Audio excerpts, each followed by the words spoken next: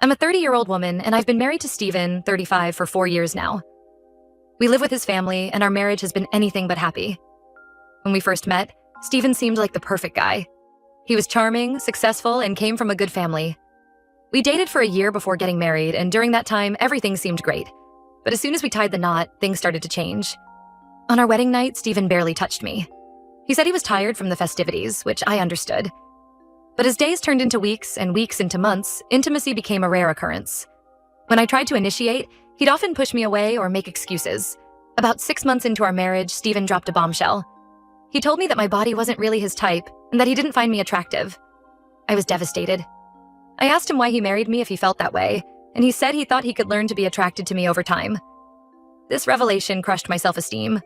I started dieting obsessively and even considered plastic surgery, thinking it might make him want me. But nothing changed. Our intimacy issues persisted, and Steven seemed more and more distant. Living with his family only made things worse. They're very traditional and place a lot of importance on having children. As our marriage went on without any sign of pregnancy, they started making snide comments about my fertility. At first, it was just subtle hints. Steven's mother would ask when we were planning to start a family, or his aunt would recommend some herbal remedy to boost fertility. But as time went on, the comments became more direct and hurtful. I remember one family dinner where Steven's grandmother outright asked me if there was something wrong with me. She said it wasn't natural for a healthy young couple to be childless after 2 years of marriage. I was humiliated and left the table in tears. Steven never defended me during these incidents. He'd just sit there silently, letting his family berate me. When I confronted him about it later, he'd shrug it off, saying they were just concerned about continuing the family line. I've asked Steven multiple times to visit a fertility clinic with me. I figured we could get checked out together and see if there were any issues on either side. But he always brushes off my requests, saying we don't need doctors interfering in our personal life. His refusal to get checked has only fueled his family's belief that I'm the problem. They've started treating me like I'm defective, and it's affecting my mental health. I feel isolated and alone in this house, with no one to turn to. As our marriage deteriorated, I noticed Steven spending more and more time with his best friend, Robbie, 32. At first, I was glad Steven had someone to confide in, thinking maybe it would help him work through whatever issues were causing problems in our marriage. But then I started noticing some strange patterns. Steven would often cancel plans with me to hang out with Robbie. He'd stay out all night partying with him, coming home at dawn smelling of alcohol and cigarettes. When I'd ask where he'd been, he'd get defensive and accuse me of not trusting him. Steven started spending more nights at Robbie's house than our own. He'd say he was too drunk to drive home, or that they'd lost track of time playing video games. Once, he was gone for 3 days straight. When he finally came home, he acted like it was no big deal, and got angry when I expressed my worry and frustration. Their friendship seemed to go beyond normal boundaries. They'd plan shopping trips together, spending hours picking out clothes and accessories.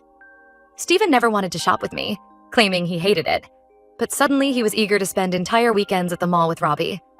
They even started planning vacations together, just the two of them. When I asked if I could join, Steven would make excuses about it being a guy's trip, or say that 3 would be a crowd. I felt increasingly pushed out of my own marriage. The physical affection between Steven and Robbie also raised red flags for me. Their hugs lingered a bit too long, and they seemed overly tactile with each other. I'd catch them sitting unnecessarily close on the couch or playfully wrestling in ways that seemed more intimate than platonic. Once I walked in on them in our kitchen. Robbie had his arm around Steven's waist, and they jumped apart when they saw me. Steven laughed it off, saying I was being paranoid, but the image stuck with me. Another time, we were at a family barbecue, and I saw Robbie feeding Steven a bite of his burger. It was such an intimate gesture, and the look they shared made me feel like I was intruding on a private moment between lovers. Despite all these red flags, I tried to convince myself I was overreacting. Steven was my husband, after all. He'd chosen to marry me. But doubt continued to gnaw at me, and I couldn't shake the feeling that there was more to their relationship than met the eye. As our 4th wedding anniversary approached, I hoped it might be a chance to reconnect and work on our marriage. I planned a special dinner at home, bought new lingerie, and even wrote Steven a heartfelt letter expressing my love and desire to make things work. The day of our anniversary arrived, and Steven didn't even mention it. He left for work without a word, and as evening approached, he didn't come home. I called and texted him repeatedly, but he didn't respond. Hours passed, and I grew increasingly upset and angry. Finally, around midnight, I decided I'd had enough. I knew where he was likely to be, so I got in my car and drove to Robbie's house, determined to confront my husband and bring him home. Little did I know, that night would change everything. First update. When I arrived at Robbie's house, I was surprised to find the front door slightly ajar. As I approached, I could hear music playing softly from inside. I called out, but no one answered. An uneasy feeling settled in my stomach as I pushed the door open and stepped inside. The living room was a mess. Empty beer bottles and half-eaten plates of food were scattered everywhere. Clothes were strewn about haphazardly, including what looked like Steven's favorite shirt draped over a chair. I made my way through the house, calling out for Steven and Robbie. As I approached the bedroom, I heard muffled voices and laughter. My heart was pounding as I pushed open the door. Nothing could have prepared me for what I saw. Steven and Robbie were in bed together, naked and entwined. They didn't notice me at first, too caught up in each other. When they finally saw me standing there, the look of shock and guilt on their faces said it all.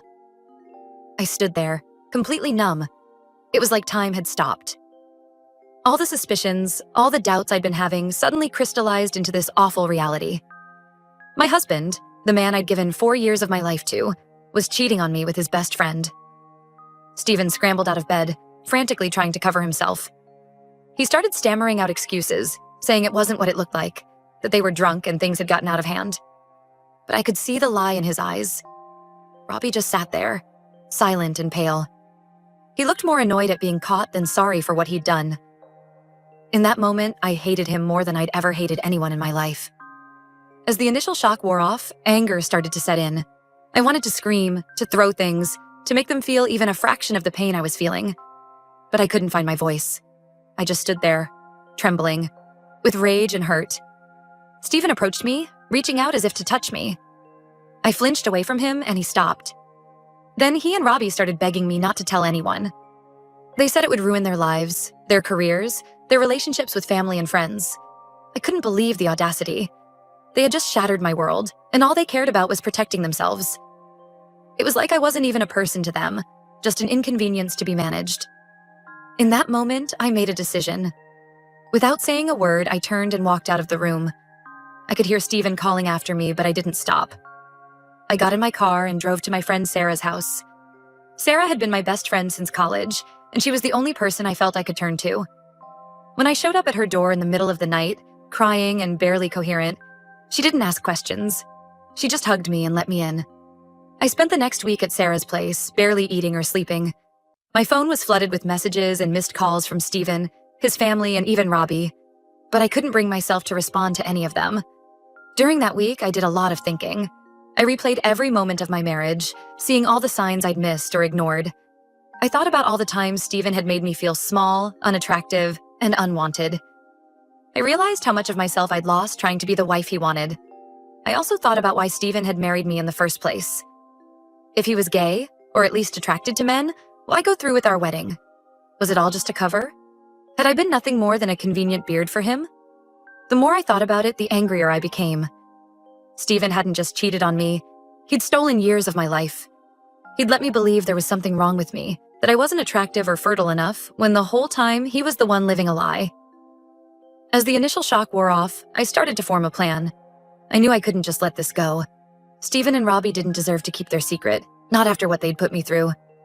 And I deserved the chance to reclaim my life and my self-esteem. With Sarah's help, I started gathering evidence. We combed through my phone and social media, looking for any suspicious messages or posts from Steven or Robbie. We found quite a few that, in hindsight, were pretty damning. We also started tracking their movements. Sarah would drive by Robbie's house or Steven's workplace, noting when they were together and taking photos when possible. It felt a bit like we were private investigators, and under different circumstances, it might have even been fun. After a week of silence, I finally responded to Steven's messages. I told him I needed more time to think and that I'd be in touch when I was ready.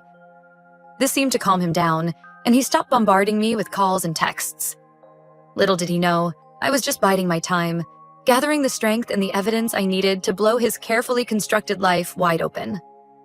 Second update. It's been 6 months since that fateful night at Robbie's house, and my life has completely transformed. I wanted to give you all an update on what's happened since then. After spending a week at Sarah's house, I put my plan into action. Sarah and I had collected quite a bit of evidence of Steven and Robbie's affair. We had photos of them together in compromising situations, screenshots of flirty text exchanges, and even a video of them kissing in a bar parking lot. I compiled all of this evidence into a single folder. Then, on a Sunday afternoon when I knew Steven's entire family would be together for their weekly lunch, I posted everything to the family group chat. I included a brief message explaining what I had discovered and that I would be filing for divorce. The response was immediate and chaotic. My phone exploded with messages and calls. Steven's family, who had always looked down on me, were suddenly full of apologies and offers of support. It was almost laughable how quickly they turned on Steven once they realized he was the one at fault. Steven, of course, was furious. He called me every name in the book, accused me of ruining his life, and threatened to sue me for defamation. But I had truth on my side, and I wasn't backing down. I also posted the evidence on social media, tagging mutual friends and colleagues. It might seem petty, but after years of being made to feel small and worthless, it felt incredibly empowering to finally take control of the narrative. The fallout was significant. Steven lost his job when his conservative employers found out about the affair. Many of his friends distanced themselves from him. His family, while not completely cutting him off, were clearly ashamed and disappointed. Robbie didn't fare much better. Last I heard, he had moved to another city to try and start over. As for me, I filed for divorce immediately. Given the circumstances, it was a fairly straightforward process. Steven didn't contest anything, probably hoping to get it over with as quickly and quietly as possible. The divorce was finalized 3 months ago, and I've never felt freer. It's like a weight has been lifted off my shoulders. I no longer have to pretend to be someone I'm not or try to win the approval of people who never really accepted me. I've moved out of the city, found a new job, and started rebuilding my life on my own terms. My self-esteem, which had been at rock bottom for so long, is slowly but surely improving. I've started therapy to work through the trauma of my marriage and the affair, and it's been incredibly helpful. An unexpected but welcome development in all of this has been reconnecting with my old boyfriend, Mark. We dated in college but drifted apart after graduation. He reached out to me after hearing about my divorce, offering support and friendship. At first, I was hesitant. The last thing I wanted was to jump into another relationship. But Mark has been incredibly patient and understanding. We started off just talking, catching up on each other's lives. Slowly, those feelings I had for him in college started to resurface. We've been dating for about a month now, and it's been wonderful.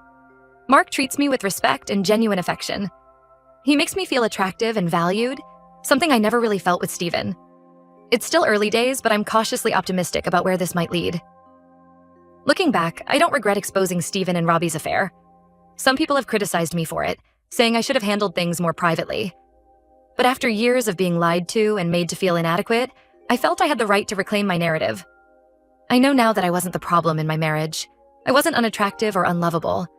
The problem was Steven's inability to be honest with himself and with me. While I wouldn't wish the pain I went through on anyone, I'm grateful for the strength and self-awareness I've gained from this experience. To anyone out there who might be in a similar situation, wondering if they're crazy for suspecting their partner of cheating, I want to say this. Trust your instincts. You deserve honesty, respect, and genuine love. Don't let anyone make you feel less than worthy. As for me, I'm excited about this new chapter in my life. For the first time in years, I feel hopeful about the future. I'm rediscovering who I am outside of being Steven's wife, and I like the person I'm becoming. Whatever happens with Mark, I know that I'll be okay. I'm stronger now, and I won't settle for anything less than the love and respect I deserve.